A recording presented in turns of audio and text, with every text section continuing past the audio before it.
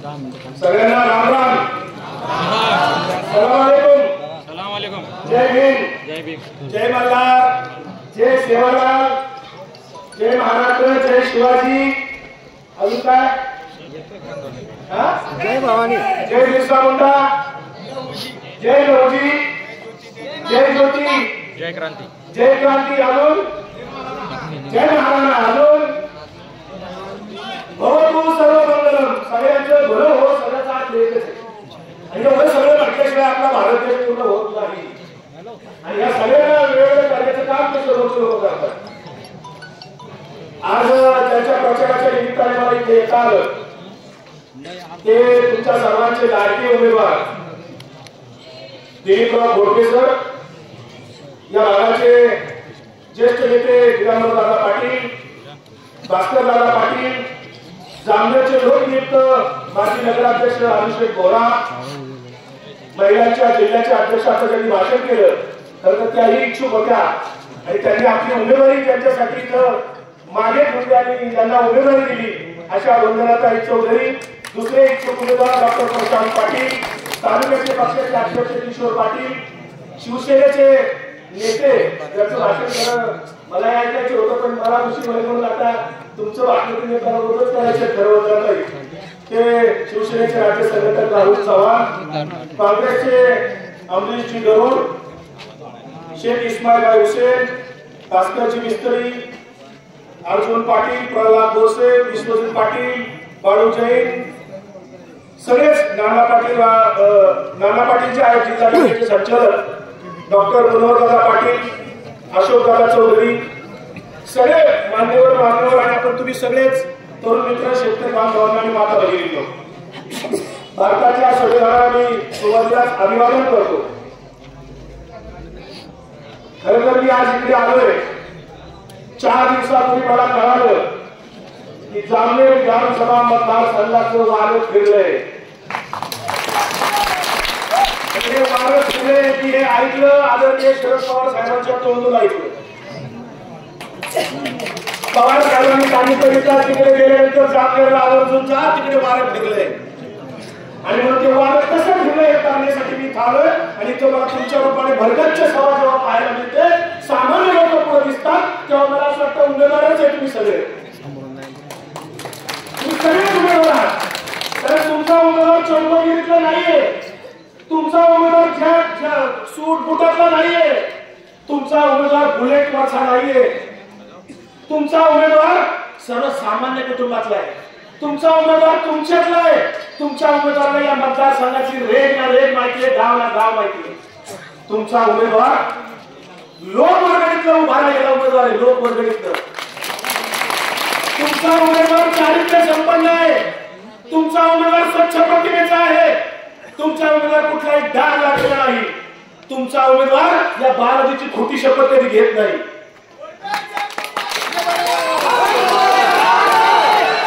ज्यांनी कुणी या बालाजी मंदिराच्या नावाने 5 कोटी रुपये देतो म्हणून खोटं आश्वासन दिलं, तो उमेदवाराला बालाजी बघून घे. दिलेलं कुणी दिलं आश्वासन? दिलंय 5 कोटी पण अजून 1 रुपया नाही आलाय. मित्रांनो ऐका, माझं भाषण आहे ना, मी खोटं बोलत नाही कधी. मला खोटं बोलायला येत नाही. मी वारकरी संप्रदायातला माणूस आहे, मी रामकृष्ण हरीवाला माणूस आहे. वाजवा तुतारी त्याच्या पुढचं वाक्य आता नवीन आले, रामकृष्ण हरी वाजवा तुतारी महायुती पाठवा घरी. रामकृष्ण हरी महायुती आता रोज असंच म्हणायचं. थांबा सगळे माझ्याकडे लक्ष द्यायचं कारण असं, तुम्हाला 30 वर्षाचं पारतंत्र्य घालवायचं. देशाला स्वातंत्र्य मिळून 75 वर्ष झाली. 15 ऑगस्ट 47 ला देश स्वतंत्र झाला. आणि तुम्ही लोक जामनेर विधानसभा मतदारसंघातले इथं आधीच्या वक्त्यांनी खूप चांगली महत्वाची भाषणे केली, महत्वाचे मुद्दे आणले, आधीचे चांगले वक्ते बोललेत, अतिशय सुंदर मुद्दे मांडले डॉक्टरांनी किंवा बाकी सगळ्यांनीच. 30 वर्ष झाले तुमच्याकडे काहीच नाही, कुठलेच प्रश्न सुटले नाहीत. दिलेली आश्वासनं खोटी. भारतीय जनता पार्टीचा एकच नारा असतो, खोटं बोल पण रिटून बोल, खोटं बोल रिटून बोल. भारतीय जनता पार्टी स्वप्नदात होणारी पार्टी आहे. तुमचा तरी काय दोष आहे? तर तुम्ही आता मगाशी सांगितलं आधीच्या बाबतीत की तुम्ही फसला या गटातनच महाजनांना निवडून दिलं वगैरे. काय त्यांचा दोष नाही हो. यांना खोटी स्वप्न दाखवली. त्या दिल्लीच्या बाब आणि दाढीवाले बाबांनी सांगितलं ना आजचे दिन येतील. तो दाढीवाला बाबा म्हणला 15-15 लाख रुपये तुमच्या खिशात येतील. तो बाबा म्हणला 2 कोटी लोकांना दरवर्षी नोकऱ्या देऊ. किती आश्वासन. इथल्या बाबांनी तुमच्या सांगितलं टेक्सटाईल पार्क उभं करू, जर्मनीला पोरं नेऊ, काय काय अकॅडमी सुरू करू म्हणले. पण प्रत्यक्षात मी माहिती घेतली. आज दिवसभर मी इकडेच आहे, माहिती घेतोय. इथल्या मुलांना दारूच्या व्यसनाच्या आहारी लावलं जातंय, दारू पाजली जाते, लाचार बनवलं जातंय, गुंडागर्दी केली जाते, जातीवाद केला जातोय. कारण भारतीय जनता पार्टीचा डीएनए जातीवादाचा आहे. मी जेवढे सगळे नमस्कार घातले एवढे नमस्कार का घालावे लागतात आपल्या महाराष्ट्रामध्ये, भारतामध्ये? मित्रांनो, ही लढाई तात्पुरती नाहीये. ही लढाई या खोडके सरांच्या पुरती मर्यादित नाहीये. ही लढाई जामनेर विधानसभा पुरती मर्यादित नाहीये. ही लढाई 12व्या शतकापासून आपल्या महानुभाव पंथाचे चक्रधर स्वामींनी सुरू केली, संत नामदेव महाराजांनी सुरू केली, ज्ञानेश्वर महाराजांनी सुरू केली, संत एकनाथ महाराजांनी सुरू केली. या सगळ्या संतांनी हा संघर्ष केला. मला तुम्हाला प्रश्न विचारायचा आहे, तुमच्यापैकी वारकरी संप्रदायातलं कोण कोण आहे? तुम्ही हरिपाठ म्हणता, हरिपाठ म्हणता बरोबर. सप्ताह होतात ना इकडे, हरिनाम सप्ताह होतात, पंढरपूरला लोक जातात. अरे आमच्या संत नामदेव महाराजांनी पंढरपूरच्या वाळवंटात जगातलं पहिलं कीर्तन केलं. नाचू कीर्तनाचे रंगीत ज्ञानदीप लावू जगी असं सांगितलं. ज्ञानदीप जगी लावू असं सांगितलं. वाळवंटात कीर्तन का केलं? तर मंदिरात प्रवेश नव्हता. तुमच्याच या जळगाव जिल्ह्यातल्या सारे गुरुजींनी मंदिरात प्रवेश मिळावा म्हणून 21 दिवस उपोषण केलं.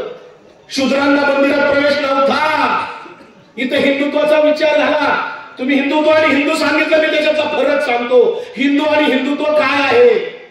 हिंदुत्वाच्या नावाखाली तुम्हाला आम्हाला भडकवलं जातं. इथे मी आता या गावात फिरत असताना इथे घरावर लिहिलं पाहिजे मी, हर घर मोदी नाही दुसरंच लिहिले, हर घर जय श्रीराम काहीतरी लिहिलंय. हा जय श्रीराम राजकीय बरं का. आपला जो रामकृष्ण हरिमधला राम आहे ना तो वेगळा आहे. हा जय श्रीराम आणलेला राजकीय हे लक्षात ठेवा. आमच्या संतांनी ज्या रामाचं नाव घेतलं तर राम वेगळा होता. आमच्या संत ज्ञानेश्वर म्हणले, कोणाचे घर कोणाचा हा देह, आत्मा राम त्याचा तोची जाणे. आत्म्याला राम म्हटलं. तुकाराम महाराज म्हणले, जे का रंजले गांजले त्याशी म्हणे जो आपुले, तोची साधुवाळ खावा देव तेथेची जाणावा. यांनी आपल्याला सगळं खोटं सांगितलं. आमच्या संतांना प्रचंड त्रास दिला. आमच्या तुकोबाच्या गाथा इंद्रायणीमध्ये बुडवायला लावल्या. आमच्या ज्ञानेश्वर महाराजांच्या आईवडिलांना देहांत प्रायश्चित्त घ्यायला लावलं. आमच्या चोखोबाला मंदिरात प्रवेश दिला ना, चोखोबाला प्रचंड मारलं. आमच्या एकनाथ महाराजांना सुद्धा प्रचंड छळलं, सावतोबाला छळलं.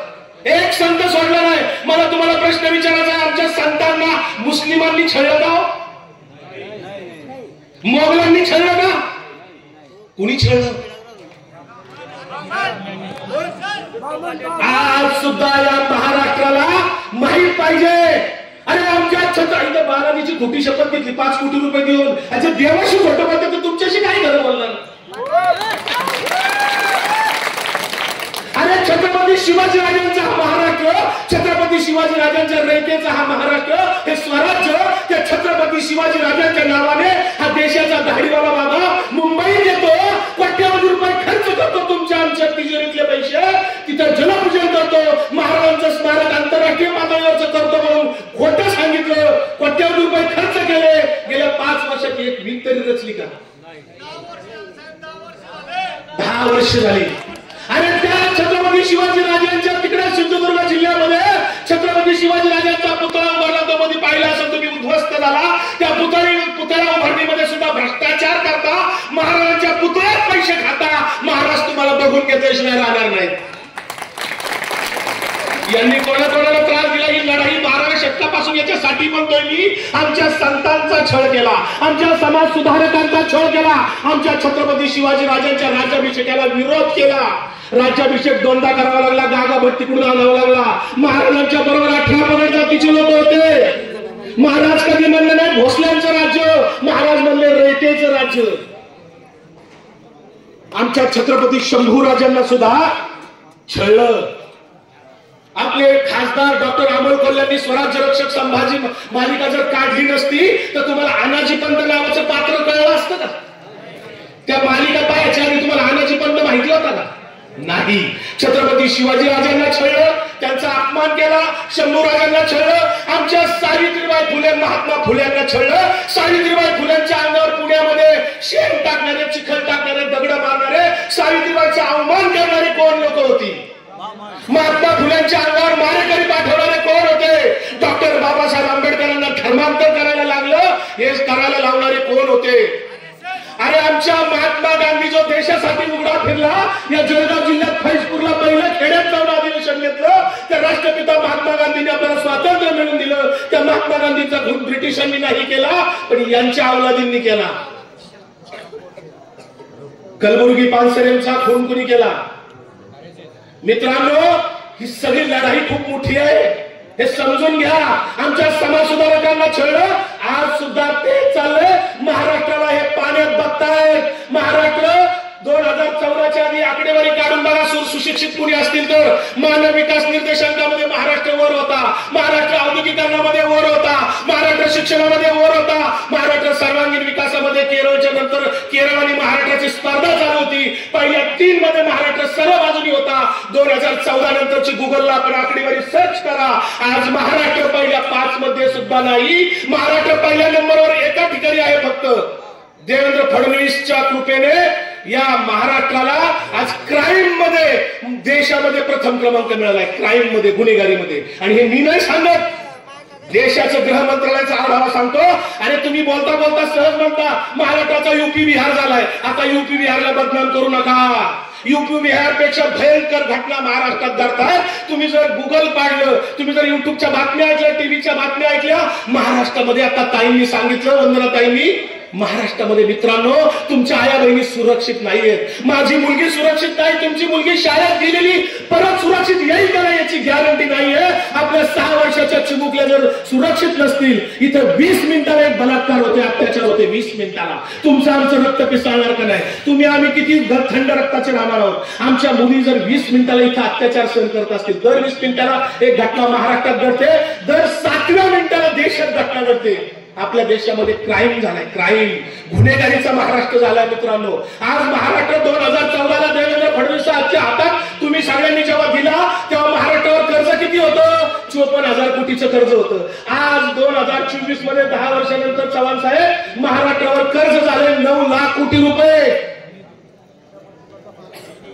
देशावर कर्ज किती होतं? मनमोहन सिंग साहेब जेव्हा पंतप्रधान पदावर खाली झाले त्याच्या 4 पट कर्ज आता आपल्या भारतावर आहे. 205 लाख कोटी कर्ज भारतावर आहे. 205 लाख कोटी देशाचे, राज्याचे 9 लाख कोटी भागिले तुम्ही. ते भागाकार केला की 2 लाखापेक्षा जास्ती कर्ज तुमच्या प्रत्येकाच्या डोक्यावर आहे. काल तुमच्या गावामध्ये जन्मलेल्या पोरगा ज्याची जन्मतारखेची नोंद घातली, काल जन्मलेल्या पोराच्या डोक्यावर सुद्धा आता 2,10,000चं कर्ज आहे देशाचं, सरकारचं. आणि ते आजीदादा म्हणते तिजोरी चांगली आहे, रोज कर्ज टाकतात. आमची जुनी माणसं इथं बसल्यात, ज्येष्ठ माणसं बसल्यात, आमचे जुने आई वडील सांगायचे, आजोबा आजी सांगायची, ऋण काढून सण करायचं नाही. लाडकी बहीण योजना देवीच घेऊन देवीला वाढण्याचा प्रकार आहे. काही लोक देवळात जातात, तिथं पैसे टाकताना काय करतात माहितीये का? 100ची टाकतात आणि 500ची उचलतात. रुपये टाकतात आणि 10 रुपये घेतात. तसा प्रकार राज्य सरकारचा आहे. 1,500 रुपये आपल्या लाडकी बहिणीला दिले आणि दाजीच्या खिशातले 5,000 काढतात. बघा तुम्ही हिशोब करून. गोडे तेल मागच्या 1 तारखेच्या अगदी किती काय रेट होता गोडे तेलचा? तुम्ही आता दिवाळीच्या सणाचा बाजार भराल. तुम्ही दिवाळीच्या सणाचा बाजार तुमच्या किराणा दुकानात भरायला गेल्यानंतर त्या किराणा दुकानदाराला विचारा, हाच बाजारची यादी जी आमची आत्ताची, ही जर 1 महिन्यापूर्वी मी बाजार केला असता तर किती बिल झालं असतं? मला एका कागदावर काढून दे. आणि मी आता करतोय तर मला किती वाढले याचा फरक तुम्हाला लक्षात येईल किती वाढलं. तिथे काय आलेत ना पैसे? अहो, सीएनजी गाड्या वापरणाऱ्यांना विचारा, मागच्या 4 दिवसात सीएनजी 4-5 रुपयांनी वाढला. यांनी सांगितलं शेतीचं उत्पन्न दुप्पट करू. किती खोटं बोलतात बघा. शेतीचं उत्पन्न कुठं दुप्पट होतं का? कापूस तुमच्या एकरी किती किती निघतो? 2 क्विंटलचं लय चांगला तुम्ही 3 क्विंटल निघेल. दुप्पट करून बोलले. याचे काय आता ते दुप्पट करते तर कष्ट करणार आमचा शेतकरी आणि हे तिकडून वाटलं करतात तुमचं उत्पन्न दुप्पट करू. प्रत्यक्षात या भारतामध्ये कुठल्याही शेतीमालाचं उत्पन्न दुप्पट झालं नाही, मात्र उत्पादन खर्च दुप्पट झाला. बियाण्याच्या किमती वाढल्या, कीटकनाशकाच्या किमती वाढल्या, खताच्या किमती वाढल्या. तुमचे गिरीश भाऊ महाजन काय सांगता तिथं खोटं? किती खोटं सांगता तुम्ही? अहो आमच्या शेतकऱ्याच्या दुधाचा कष्टकरी गाय पाळतो, दूध उत्पादक तिथे आमच्या पाण्याच्या बाटलीचा त्या दुधाचा जर सारखाच झालाय हो. शेतकरी आमचा पुरता मारून टाकला यांनी. काय कापसाची अवस्था आहे आता इकडे. अहो पवार साहेब कृषी मंत्री असताना 2014 पूर्वीचा कापसाचा बाजार, ज्यावेळेस 2012ला हे तुमचे गिरीश महाजन उपोषणाला बसले होते, आंदोलन केलं होतं, महाराष्ट्राने टीव्हीवर बघितलं, तेव्हा ते म्हणत होते कापसाला किती बाजार पाहिजे? किती? 10,000. आज किती बाजार आहे? 2014 नंतर यांनी किती कापसासाठी आंदोलन केली? एकही केलं नाही. इतकं खोटं बोलतो हा माणूस. तुम्ही खुशाल 30 वर्ष डोक्यात घेतलं. माझ्यासारखा माणूस स्वस्त बसणार नाही. मित्रांनो, या माणसाचा पराभव करायचा याचं कारण असं आहे, तुमच्या आया बहिणी सुरक्षित नाही. तुमचा शेतकरी कापूस उत्पादक असला, सोयाबीनचं 30 तर आहे. 2014 पूर्वीचा सोयाबीनचा बाजार होता, तोच आता सोयाबीनचा बाजार आहे. कांदा उत्पादक नाशिकला जाऊन बघा, कांदा निर्यात करायची पाळी आली, यांनी 40% टॅक्स लावलाच. निर्यातदार कसं काय निर्यात करेल? पवार साहेब मुख्यमंत्री कृषी मंत्री असताना पवार साहेबांनी शेतमालाचं निर्यातीचं धोरण आखलं, शेतीमाल निर्यात महामंडळ काढलं. कापूस असेल, दूध असेल, साखर असेल, डाळी असतील, तांदूळ असेल, गहू असेल, केळी असेल, पवार साहेबांनी निर्यातीचं धोरण आखलं. तुम्ही आठवून बघा, काढून बघा सगळं. मी खोटं बोलत नाही. मित्रांनो, पवार साहेबांच्या कृषी मंत्री काळामध्ये आपला देश अन्नधान्यामध्ये स्वयंपूर्ण झाला. पूर्वीच्या काळी लोक मिलू खात होते, मिलू. रोजगार हमी. जुन्या लोकांना आठवत, तरुण पोरांना नाही कळणार. मी लहान होतो शाळेत, ते मिलू यायचं, मिलू. आता तरुण पोरांना नाही माहिती तो मिलू. मित्रांनो, 72 सालची गोष्ट, माझा जन्म दुष्काळातला आहे बघा.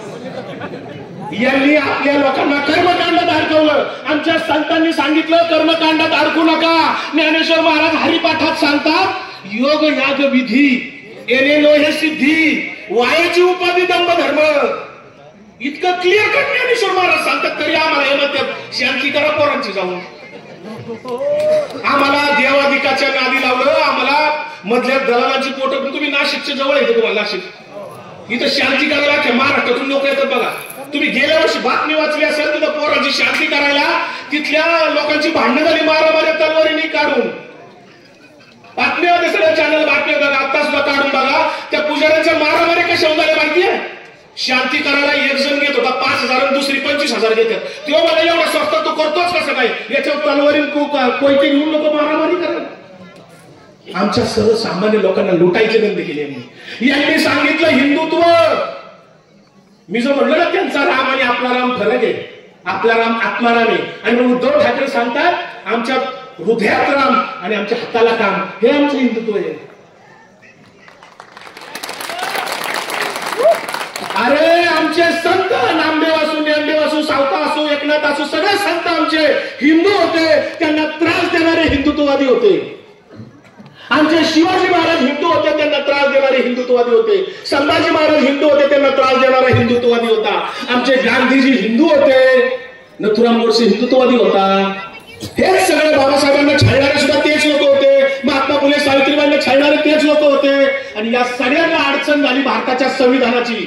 संविधान खतरे में है याचं कारण असं, हे लोक सगळं म्हणतात 400 खासदार निवडून द्यायला 400 लागतात कशासाठी?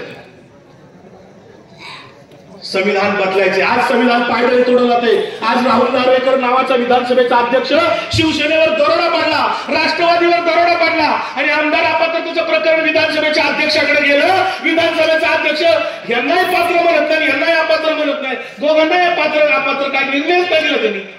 शिवसेनेचे दोन्ही बाजूचे पात्र आहेत आमदार, राष्ट्रवादीचे दोन्ही पात्र आहेत. विधानसभेच्या अध्यक्षांनी नेमकं केलं काय? सुप्रीम कोर्टात केस पाठवली, अजूनही निकाल आला नाही. निवडणूक आली तर निकाल नाही दिला. हो, ते चंद्रचूड आता रिटायर झाले. चंद्रचूडच्या घरी जर गणपती आरती करायला मोदी जात असतील तर चंद्रचूड कसा तुमच्या बाजूने निकाल देतील? चव्हाण साहेब, पेंडिंग ठेवा. मित्रांनो, घटना पायदळी तोडवतात. त्याचं दुसरं उदाहरण असं की तुमच्या आमच्या या गिरीश महाजन, तुमचे ग्रामविकास मंत्री यांनी तुमच्या आमच्या बहुजनांच्या पोरांचं जे शिक्षण महात्मा फुले सावित्रीबाईंनी सुरू करायला तिथं त्याग केला, कष्ट केले.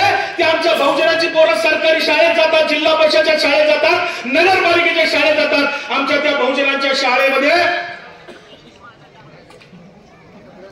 शिकणारी मुलं, बहुजनांची, कष्टकऱ्यांची, शेतकऱ्यांची मुलं 14,700 शाळा बंद करण्याचा निर्णय यांनी घेतलाय या महाराष्ट्रातल्या. मला तुम्हाला प्रश्न विचारायचा आहे. तुमची इथं जुनी लोक आहेत बरीचशी. तुमच्या गावात शाळा कधी सुरू झाली? हो, शाळा सुरू कधी झाली होती जिल्हा परिषदची? 2014 नंतर का आधी? 1861. तुमच्या गावात ही लाईट कधी आली? हो, 72. मला सांगा, इथं देवीचा वन आहे तुमच्या दंडावर, आहे का? देवीचा वन. अशा वर्ग जन्मल्यावर कमीत कमी 10-15 लसी आपल्याकडे मिळतात. शेकडो किती वर्ष मिळतात. पण एका तरी पंतप्रधानांनी लस घेतली म्हणून फोटो पाठवला का तुम्हाला? आणि ते कोविडची लस आपल्या राजेश भाया टोपे, उद्धव ठाकरे इथं मरमर मरतात रात्र दिवस. यांनी इतकं कष्ट केले, हा बाबा फोटो पाठवतो कोविडची लस घेतली म्हणून. दाढीवाला बाबा, आणि या सरकारने आदिवासींचा फंड सुद्धा जो राखीव आहे, जो पवार साहेबांनी आदिवासी मंत्रालय सुरू केलं, त्या आदिवासींचा निधी सुद्धा पळवला. सामाजिक न्याय विभागाचा निधी सुद्धा पळवला, जे आदिवासी मंत्रालय पवार साहेबांनी सुरू केलं. माजी सैनिक कल्याण मंत्रालय पवार साहेबांनी सुरू केलं. ज्या लाडकी बहीण योजना काढली ते महिला बाल कल्याण खातं साहेबांनी निर्माण केलंय. महिला आयोग साहेबांनी निर्माण केला. जी रील स्टार बाई सारखी बोलत असते महिला आयोगाची, त्या बाईला सांगा वंदना ताई, ते महिला आयोग साहेबांनी निर्माण केलाय. बाई, तू होती रील स्टार. काय संगमनेरला बघितलं असेल तुम्ही, यांची लाडकी बहीण काय बोलले ते बाळासाहेब थोरातांच्या मुलीबद्दल तो देशमुख काय बोलला. इतक्या नीच प्रवृत्तीची लोक जर भारतीय जनता पार्टीमध्ये असतील तर हे तुमच्याशी कसं इमानदारी व्यक्ती, जे महाराजांशी खोटं बोलतात, जे संतांना त्रास देतात, तीच प्रवृत्ती आहे, तीच विचारधारा आहे, लक्षात ठेवा. आणि म्हणून ही लढाई फार मोठी आहे. आणि म्हणून पवार साहेब 84व्या वर्षी या महाराष्ट्रासाठी लढतायत. कारण महाराष्ट्र प्रचंड अडचणीत आहे, प्रचंड बेरोजगारी वाढली आहे. प्रत्येक घरामध्ये एक पोरगा आता ग्रॅज्युएट आहे, डबल ग्रॅज्युएट आहे, इंजिनियर आहे. प्रत्येक घरामध्ये बेरोजगारी निर्माण झालाय. पण मतदारसंघामध्ये एक सुद्धा उद्योग व्यवसाय इथे आणला नाही. हो, 30 वर्ष आमदार आहे. कसली आमदारकी करतो, काय करतो हा माणूस? कोणासाठी आमदारकी? पैसे किती होते 30 वर्षापूर्वी, आता किती मालमत्ता यांची? फॉर्म भरलेला फेरीत काढून बघा. तुमच्या आमच्या प्रॉपर्टीत वाढ होत नाही. इलेक्ट्रॉन बॉन्डचा उल्लेख झाला. प्रचंड पैसे हे सरकार 30% वाले, लक्षात ठेवा. प्रत्येक कामात 30% पैसे काढले त्यांनी आता, 30%. त्यामुळे यांनी राष्ट्रवादीवर दरोडा, शिवसेनेवर दरोडा घातला. आणि या भारतीय जनता पार्टीने, RSSने, ज्यांना हे भारताचं संविधान मान्य नाहीये, ज्यांना 55 वर्ष तिरंगा फडकावता आला नाही, त्यांनी तिरंगा कधी फडकावला नाही. कधी भारताचा स्वातंत्र्य दिवस त्यांनी साजरा केला नाही. कधी 26 जानेवारी साजरी केली नाही. 55 वर्ष स्वातंत्र्यानंतर हे करत नव्हते. संविधान त्यांना मान्य नाही. त्यांना मनुस्मृतीवर आधारलेलं इथं सरकार आणायचे. मनुस्मृती म्हणजे त्यांचं हिंदू राष्ट्र आहे. बघा, हे लक्षात घ्या. मनुस्मृती म्हणजे तुम्ही सगळे शूद्र. या भारतातली 72% लोकसंख्या शूद्र आहे. ती मनुस्मृतीमध्ये तुम्हाला काहीच अधिकार नाही. महिलांना तर इथं यायचंच नाही. महिला म्हणजे शूद्र सगळ्या जातीतल्या. आणि पवार साहेबांनी स्त्री पुरुष समानता, आरक्षणाचा निर्णय पवार साहेबांनी 94 साली घेतला. मंडल आयोगाची अंमलबजावणी केली. त्याला विरोध करणारी भारतीय जनता पार्टी होती, लक्षात ठेवा. तेव्हा VP सिंग सरकारचा पाठिंबा लालकृष्ण अडवाणींनी काढून घेतला. मंडल विरुद्ध कमंडल यात्रा काढली. देशभरामध्ये जाळपोळ केली. ओबीसी आरक्षणाला प्रचंड विरोध भारतीय जनता पार्टीने त्या काळामध्ये केला होता. मी स्वतः साक्षीदार आहे. त्या मंडल आयोगाची अंमलबजावणी महाराष्ट्रामध्ये पहिल्यांदा शरद पवार साहेबांनी केली. आणि या महाराष्ट्रातल्या 346 जातींना ओबीसी मधनं राजकीय, सामाजिक, शैक्षणिक आरक्षण मिळालं, ज्याच्यामध्ये कुणबी जात सुद्धा आहे. बऱ्याच वेळा ते सांगितलं जात नाही, म्हणून मला आवर्जून सांगावं लागतं. कुणबी जे आता जरांगे पाटलांचं आंदोलन चाललंय ते त्याच्या आधाराने चाललेलं आहे. तर कुणबीला त्याने दिलंय, काहींचे पुरावे जेव्हापासून मिळाले त्या 94 पासून कुणबीचे दाखले काढतात लोक. त्यामुळे पवार साहेबांनी इतका मोठा धोरणात्मक निर्णय घेतला. आज त्याच ओबीसीचं गेले 5 वर्ष झालं राजकीय आरक्षण काढून घेतलंय. तुमच्या जिल्हा परिषद सदस्य आता कोणी नाहीये, तुमच्या नगरपालिकेला राजूचे पोरा नगराध्यक्ष तर आता सध्या प्रशासक आहे. गेले 3 वर्ष झाली, 4 वर्षाची जिल्हा परिषद पंचायत समितीच्या निवडणुका नाहीत, नगरपालिकेच्या निवडणुका नाहीत. यांना एक हाती कारभार करायचा आहे, कारण त्यांना लोकशाहीच मान्य नाहीये. हे लुटणारे लोक आहेत. आणि म्हणून तुम्हाला आम्हाला हे आता बदल करावा लागेल. आपले जे उमेदवार आहेत हे तुम्ही सगळ्यांनी खांद्यावर घेतलेले जातात. तुमची जबाबदारी वाढलेली आहे. पुढचे 25 दिवस तुम्ही प्रत्येकाने आपल्या संपर्कातल्या प्रत्येक माणसाला, प्रत्येक आपल्या ओळखीच्या नातेवाईकाला, मित्राला घरोघर जाऊन सांगा, सकाळी 2 तास द्या, संध्याकाळी 2 तास द्या. रोज 4 तास जर दिले पुढचे 25 दिवस तर तुमचा उमेदवार धोधो मताने निवडून आल्याशिवाय राहणार नाही. वारं फिरले. जेव्हा तुमच्यासारखे सामान्य लोक जेव्हा निवडणूक हातात घेतात, हीच लोकशाहीची मोठी ताकद आहे, हेच भारताच्या संविधानाची ताकद आहे. तुमच्या पुढे कितीही बलाढ्य माणूस येऊ द्या, कितीही पैसे वाटू द्या, कितीही पैसे वाटू द्या, पैसे वाटणारे, दारू वाटणारे, डाब्यावर जेवणावरी घालणारे, बिनधास्त जेवा. पैसे आले सोडूच नका, ते तुमचेच आहे. पण मतदान कुठे करायचं मात्र हे तुमच्या हातात आहे. त्यामुळे मतदान करताना मात्र विसरायचं नाही. तुमच्या प्रत्येकाला इथे एवढी मोठी संख्या आहे, इथे एवढे सगळे 5-5 हजार मताचे तर कमीत कमी मालक आहेत सगळेजण 10,000 मताचे. तुम्ही सगळेजण प्रत्येकाने जर ठरवलं पुढचे 25 दिवस खोडके सरांसाठी काम करायचे, खोडके सर तुमच्यासाठी 5 वर्ष पुढचे राबतील. समोरचा माणूस 5 वर्ष मागतोय, देऊ नका. 30 वर्ष जे काय केलं ते 5 वर्ष काय करणार आहे. आणि मुळात त्यांना सांगायचंय मला महाविकास आघाडीचं सरकार येणार आहे, येणार आहे. ही काय दगडावरची पांढरी रेघ आहे. मी महाराष्ट्रभर फिरतोय, 35 जिल्ह्यामध्ये मी फिरून आलोय. गेले 3 महिने महाराष्ट्र मी फिरतोय. लोकांनी ठरवलंय, सर्वसामान्य लोकांनी ठरवलंय महाविकास आघाडीचं सरकार आणायचं. राहुल गांधीची काँग्रेस असेल, उद्धव ठाकरेंची शिवसेना असेल, पवार साहेबांची राष्ट्रवादी असेल, महाविकास आघाडीने वज्रमूठ तयार केलेली आहे. सगळ्यांनी हातात मशाली घेऊन या तुतारी वाजवणारा माणूस या ठिकाणी लक्षात ठेवायचा आहे. हा तुतारी वाजवणारा माणूस घरोघर पोहोचवा. तुमच्या मोबाईलच्या स्टेटसला रोज ठेवा. पुढचे 25 दिवस तुमचं स्टेटस पाहणारे तुमचेच लोक ओळखीचे असणार आहेत. तुमच्या स्टेटसला पुढचे 25 दिवस तुम्ही तुतारी वाजवणारा माणूस ठेवणार का? कोण कोण ठेवणार? रोज ठेवायचं, 25 दिवस विसरायचं नाही. आणि दुसरं एक तुम्हाला मी काम सांगतो, मतदानाच्या दिवशी तुमच्या गावामध्ये मतदार यादी तुम्ही आधीचा अभ्यास करा. 8 दिवस मतदार यादी वाचा चांगली. कुणाची नावं या बाबांनी काय गायब केलं तर काय बघा. या गावातली मतं त्या गावात लागली असतील, काही करतील ही माणसं, यांचा भरोसा नाही. मतदार यादीचा अभ्यास करा, व्यवस्थित वाचन करा मतदार यादीचं एकत्र बसून. आणि आपल्याला मतदानाच्या दिवशी आपल्या स्वतःच्या बूथवर पहिल्यांदा लीड आणायचे. तुमच्या स्वतःच्या बूथवर जर लीड मिळालं तर तुमच्या पंचायत समिती गणामध्ये लीड मिळणार आहे.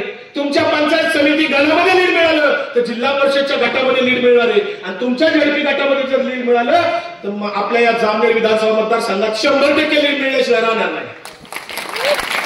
तेवढंच काम करा तुम्ही, तेवढंच काम करा. उमेदवार आपला सर्वसामान्य. हे बघा, समोरचा माणूस पैसे खर्च करतोय कारण त्यांनी तुमचे पैसे खाल्लेत हो. कष्टाचे पैसे नाहीत हो. कष्टाचे पैसे असे कोणी वाटत नाही हो. चहा पाजायला माणूस 3दा विचार करतोय. गरीब पोराला बिस्किटचा पुडा 10 रुपयाचा घेऊ का 5 रुपयाचा घेऊ, तुम्ही विचार करता 3 वेळा. चॉकलेट 5 रुपयाची घेऊ का 2 रुपयाची घ्यायची विचार करता. पोराचा बर्थडे असेल तर अर्धा किलोचा केक घेऊ का 1 किलोचा घेऊ, 3 वेळा विचार करता तुम्ही, कारण तुमचा पैसा कष्टाचा आहे हो. कष्टाचे पैसे नाही जे येणार आहेत ना तर निवडणुकीत बाधा येणार आहेत. बघा, प्रचंड पैसे आहेत त्यांच्याकडे. या पैशाला तुम्ही आहारी जाऊ नका. स्वाभिमान जागृत ठेवा. छत्रपती शिवाजी राजांच्या महाराष्ट्रातली माणसं आहोत आपण सगळ्या संतांच्या भूमीतली माणसं आहोत. संतांनी सांगितलंय भेदभाव करायचं नाही. जन्मता आपण माणूस आहोत. आपल्या भोवती एक कुटुंबाचं रिंगण असतं, दुसरं असतं भावकीचं रिंगण, तिसरं असतं जातीचं रिंगण, चौथं असतं प्रांताचं आणि भाषेचं रिंगण, 5वं रिंगण असतं धर्माचं. आणि ही सगळी रिंगण तोडून जो काम करतो तो राष्ट्रवादी असतो, तो शरदचंद्र पवार साहेब असतो. त्या जातीच्या, धर्माच्या, भाषेच्या, प्रांताच्या रिंगणात अडकू नका. सर्व धर्म समभाव, आपण सगळी एका आईची लेकरं आहोत. साने गुरुजी म्हणले खरा तो एकच धर्म जगाला प्रेम अर्पावे. आपण सगळी साधी माणसं, कष्टकरी माणसं, तुमच्यातलाच माणूस लोकप्रतिनिधी खोडके साहेब जर जेव्हा आमदार होतील इकडनं, पुढच्या 5 वर्षात शरद पवार साहेब त्यांना इतकी ताकद देत राहतील की तुमच्या मतदारसंघाचा मागचा जो बॅकलॉग आहे ते भरून काढतील सगळा. आणि म्हणून इथे बोलण्यासारखं खूप आहे, खूप मुद्दे आहेत बोलण्यासारखे. मित्रांनो, शरद पवार साहेबांनी काय कामं केली त्याची पुस्तिका मी इथं दिलेली आहे. 115 कामं निवडत मी काढले स्वतः प्रयत्न करून. इकडचं जळगावचं जे उत्तर महाराष्ट्र विद्यापीठ आहे पवार साहेबांनी स्थापन केले. नाशिकचं यशवंतराव चव्हाण मुक्त विद्यापीठ, ज्याच्यामध्ये लाखो गोरगरिबांची मुलं दिवसभर नोकऱ्या करून रात्री यशवंतराव चव्हाण मुक्त विद्यापीठाचा अभ्यास करतात. जेलमधले कैदी सुद्धा अभ्यास करतात. ते नाशिकचं यशवंतराव चव्हाण मुक्त विद्यापीठ साहेबांनी निर्माण केलं. तेव्हापासून लाखो लोक ग्रॅज्युएट झाली, लाखो लोकांनी शिक्षण घेतलं गरिबांच्या. पवार साहेबांनी फळबाग लागवड योजना आणली. या देशामध्ये कधी आजारी माणसाशिवाय मोसंबी खायला मिळत नव्हती, सफरचंद कधी तुमच्या गावाच्या चौकात बघायला मिळत नव्हतं. पवार साहेब कृषी मंत्री असताना 17 लाख हेक्टरवर फळबाग लागवड योजना देशात झाली, जे अनुदानावर झाली, 100% अनुदानावर झाली. ड्रीपला अनुदान, तुमच्या जळगावमधून ड्रीप इरिगेशन आहे, 100% अनुदान. फळबाग लागवडला झाड खांदायला पैसे, झाड लावायला पैसे, झाड जगवायला 3 वर्ष पैसे, हे पवार साहेबांनी केलं. आणि म्हणून महाराष्ट्रात नाही, देशात कोणत्याही गावाचा, कोणत्याही चौकाचा तुम्हाला फळांच्या आगगाड्या दिसतात. ही पवार साहेबांच्या धोरणाचा परिपाक आहे. आणि ते फळं जुन्या काळात तुम्ही लोक आठवा, पेशंटला भेटायला कोणी जर सफरचंद येत आणलं म्हणलं तर फार मोठी गोष्ट झाली. सफरचंद आणलं, नारळाचं पाणी आणलं. आता तर कोणीही सफरचंद गावातच मिळते ना चौकात. ही फळबाग लागवड योजनेमध्ये शेतकऱ्याच्या खिशात 2 पैसे आले. सहकार्याला इथे प्रचंड ताकद दिली साहेबांनी. माजी सैनिकांसाठी प्रत्येक जिल्ह्यामध्ये जिल्हा सैनिक कल्याण बोर्ड काढलं. किती कामं सांगता येतील, प्रचंड कामं सांगता येतील, मला वेळ लागेल सांगायला. परंतु पवार साहेबांच्या संदर्भामध्ये आपण इथं जो निर्णय घेतला आणि पवार साहेबांच्या हाताला बळकटी देण्यासाठी तुमचा आमदार इथून तिथं जाणं गरजेचं आहे. कारण पुढचं सरकार आपल्या येणार आहे, यांच्यावर मोठी जबाबदारी पडू शकते. कारण गिरीश महाजन हा या मतदारसंघाला लागलेला डाग आहे, या मतदारसंघाला कलंक लागलेला आहे. हा कलंक पुसायची पाळी तुमच्यावर आलेली आहे, ही वेळ तुमच्यावर आलेली आहे. ही संविधानाने तुम्हाला जो अधिकार दिलाय, लोकशाहीने. हे बघा, शिवाजी महाराजांच्या काळामध्ये गद्दाराचा कडेलोट केला जात होता. टकमक कड्यावर तिथून वरून ढकलून द्यायची. आता लोकशाहीमध्ये ती करता येत नाही. मग आता काय करता येईल? मतपेटी आहे ना, मतपेटी, ती बंदुकी सारखी वापरायची. मतपेटीतनं कुणाचाही कडेलोट करता येतो. तुम्ही कुठं मतदान करणारे कोणाला कळत नाही. त्यामुळे इथल्या सर्वसामान्य लोकांना आपल्या प्रत्येकाला जो अधिकार दिलाय तो बजवा. प्रत्येकाला सांगा तुम्ही स्वतः उमेदवार असं समजा. कारण तुमचा उमेदवार तुमच्यात उभा राहिला तर कळणारच नाही उमेदवार कोणचा आहे. खरंच नाही कळलं. मग अशी फेटाबाद लावून मला कळलं हे उमेदवार फेटा नसताना तुमच्या गर्दीत मला कळणार नसता तुमचा उमेदवार कोण. इतका साधा सिंपल माणूस आहे, तुमच्यातला माणूस आहे, तुम्ही स्वतः उमेदवार आहात. हे आमदार म्हणजे तुम्ही आमदार आहे. त्यामुळे पै जावा. तुमच्या कष्टाचे इथे 11 रुपये जे आजीने दिले ना, ते 11 रुपये, 2100 रुपये, हे 1000 रुपये, या पैशाची किंमत ही 1000 आणि 1100 याच्यात करू नका. त्यातल्या भावना महत्वाच्या आहेत. त्या भावना कोट्यवधी रुपयाच्या आहेत. आणि म्हणून तुमच्यातला प्रत्येकाने 100 रुपये तुमच्याच गावात वर्गणी करा. उमेदवाराला पैसे मागणार नाही कुणी, याची मला खात्री पटलेली आहे. आणि म्हणून पुन्हा एकदा सांगतो शेवटी, रामकृष्ण हरी, महायुतीला रामकृष्ण हरी.